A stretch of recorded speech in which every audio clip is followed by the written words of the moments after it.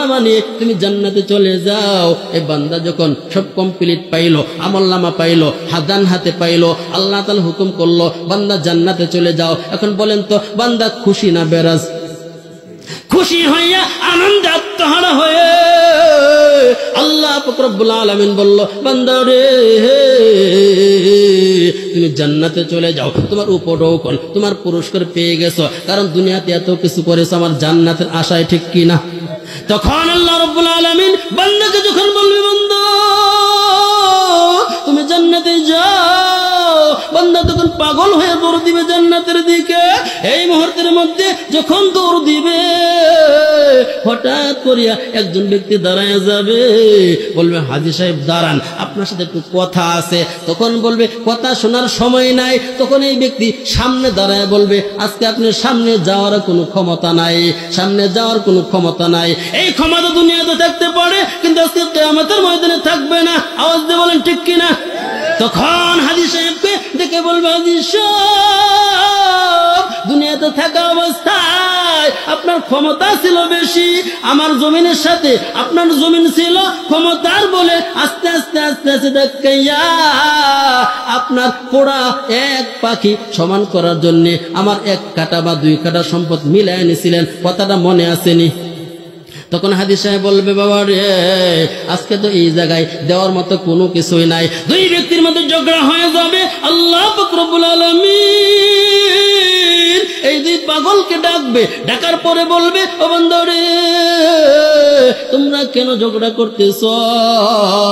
তখন ওই ব্যক্তি বলবে আল্লাহ এই ব্যক্তি দুনিয়াতে থাকা অবস্থায় আমার দুই কাটা জমিন দ্বারা তার এক পাখি সমান করছিল, এক টাকাও আমাকে দেয় নাই, কিন্তু আজকে আমার সম্পদ আমাকে বুঝিয়ে না দিয়ে সে জান্নাতে যাইতে পারবে না। তখন আল্লাহ রাব্বুল আলামিন হাজী সাহেব বলবে হাজী সাহেব এই ব্যক্তির প্রাপ্য দিয়া দাও। তখন বলবে আল্লাহ আজকে এমন একটা সময় এই ব্যক্তিকে কি দিব, টাকা পয়সা নাই। তখন আল্লাহ রাব্বুল আলামিন হাজী সাহেব বলবে হাজী সাহেব এই ব্যক্তির প্রাপ্যটা আপনার আমল দ্বারা পরিবর্তন করে দেন, আমলের বিনিময়ে আজকে ওই ব্যক্তির জায়গাটা কিনে নেন। তখন আল্লাহ রাব্বুল আলামিন হুকুম দেওয়ার সঙ্গে সঙ্গে কিছু আমল দিয়ে দিবে, এই ব্যক্তি চলে যাবে। আবার আল্লাহ রাব্বুল আলামিন বলবে ও বান্দা রে যাও যাও যাও জান্নাতে চলে যাও। তারপরে যখন দৌড় দিয়ে জান্নাতের দিকে অগ্রসর হবে আবার আরেকজন ডাক দিয়ে বলবে হাজী সাহেব একটু দাঁড়ান, আপনার সাথে হিসাব আছে।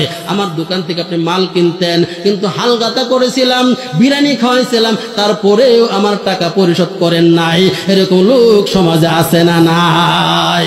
তারপরে আবার দুই ব্যক্তির মধ্যে ঝগড়া। আল্লাহ রাব্বুল আলামিন বলে ও বান্দা রে কেন ঝগড়া করতেছ? তখন ওই ব্যক্তি বলতেছে আল্লাহ এই ব্যক্তি দুনিয়াতে থাকা অবস্থায় আমার দোকান থেকে ক্রয় করত, জিনিস নিত, কিন্তু এক বছর খাওয়ার পরে এই ব্যক্তিদেরকে কার্ডের মাধ্যমে হালগাতার দাওয়াত দিয়েছি, বিরিয়ানির আয়োজন করেছি, তারপরেও আমার টাকা পরিশোধ করে নাই।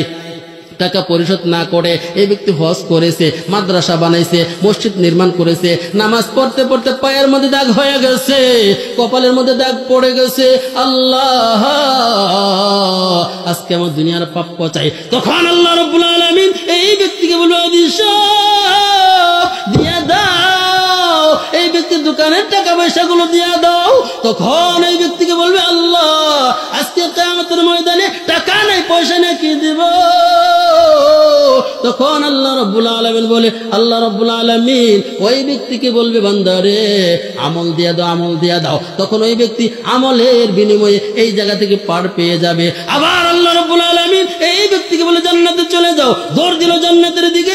আবার আরেক লোক দাঁড়াইলো, দাঁড়ানোর পরে বলতে যে হাজী সাহেব আপনার সাথে আরেকটা হিসাব আছে, আমার কাছ থেকে কত টাকা নিয়েছিলেন, কর্জা নিয়েছিলেন, কর্জে হাসানা, কিন্তু ওই টাকাটা আমাকে দেন নাই। এই জন্য আজকে কিয়ামতের ময়দানে টাকা না দিয়ে এক পা অগ্রসর হতে পারবে না। সংক্ষেপে বলতেছি রে বাজান, এইরকম ভাবে এই ব্যক্তিকেও আমল দিয়ে দিল জান্নাতের গেট পর্যন্ত।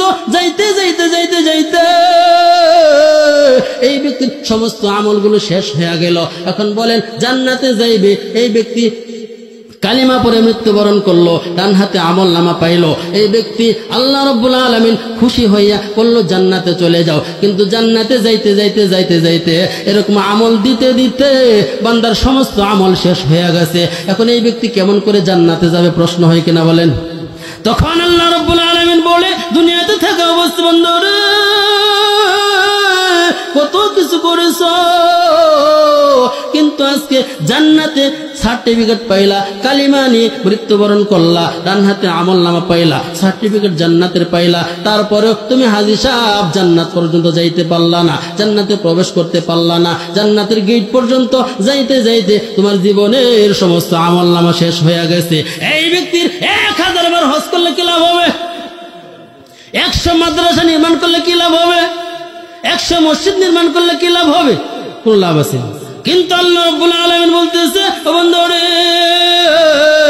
এত কিছু পাওয়ার পরেও জান্নাত পর্যন্ত যাইতে পারলা না।